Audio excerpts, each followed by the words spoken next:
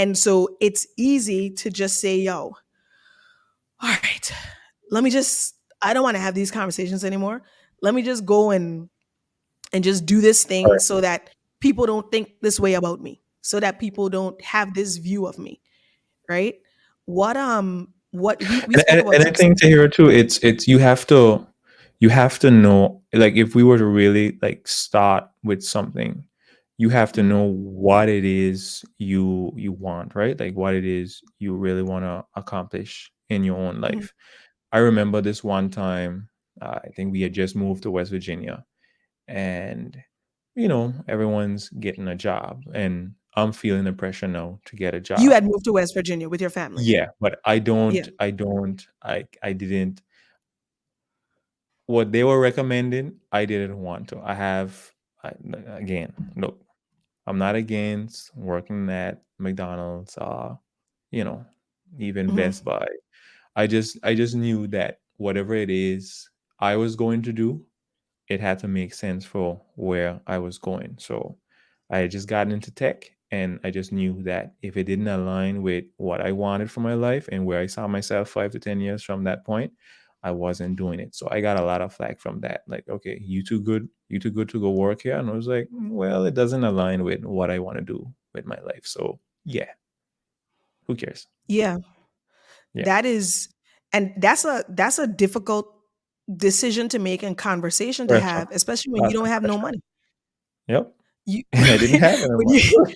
when you don't, you ain't That's got right. no money. You talking about you don't Broke. want to work, make these, bro. You ain't got no Like, money. yeah. You gotta go. You better go flip a burger or do something, Yeah, right? And the reality is sometimes you do have to work at Mickey D's. Sometimes you yeah. do have to, wash the dishes Do something to make and ends meet, right?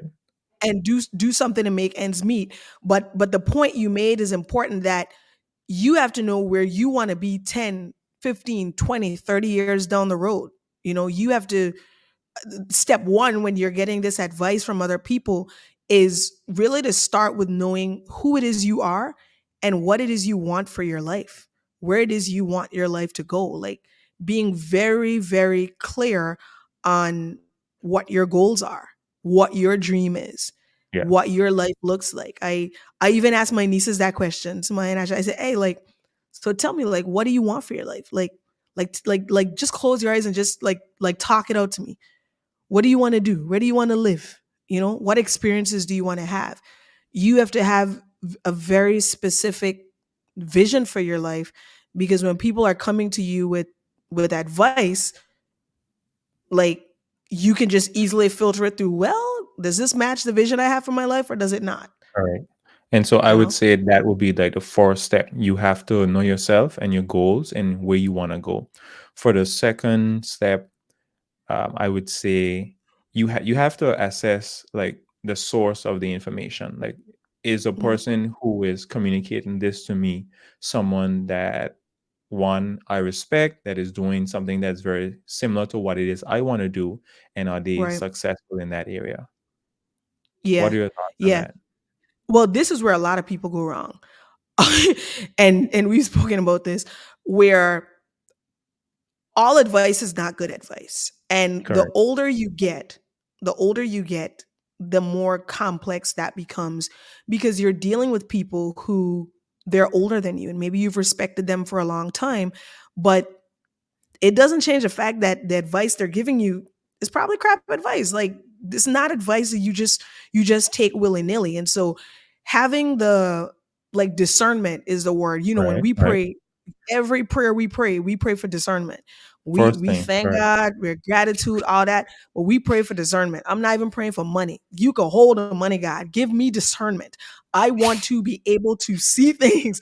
I want things to unfold before me, like, because once you have discernment, you make better quality decisions, you make higher That's right. quality decisions when you can discern.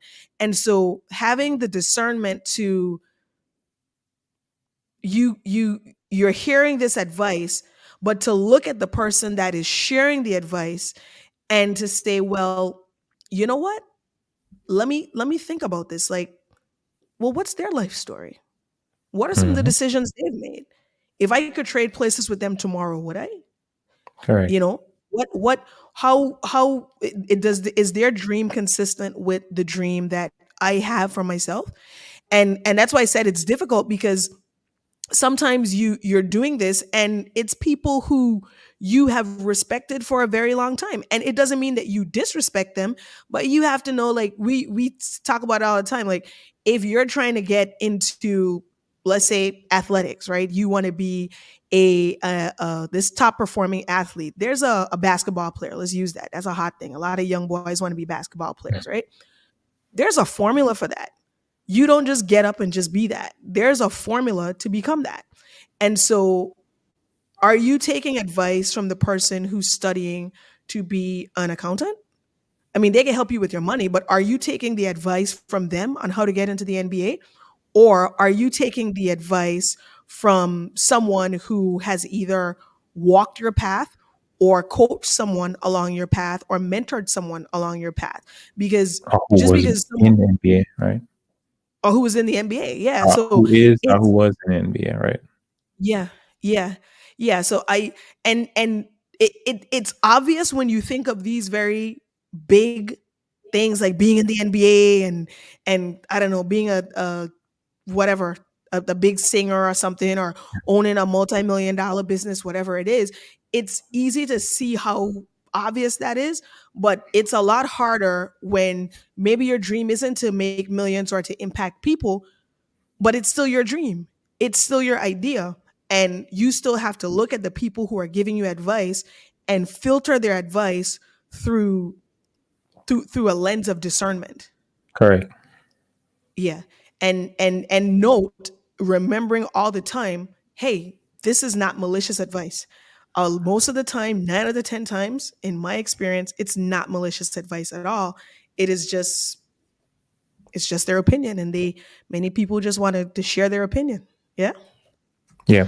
So yeah, that's the second thing we said. Assess the source of the advice, and and really be discerning about, hey, what is, what are the things that maybe would impact them, or what are the things that would lead them to give this advice that they're giving.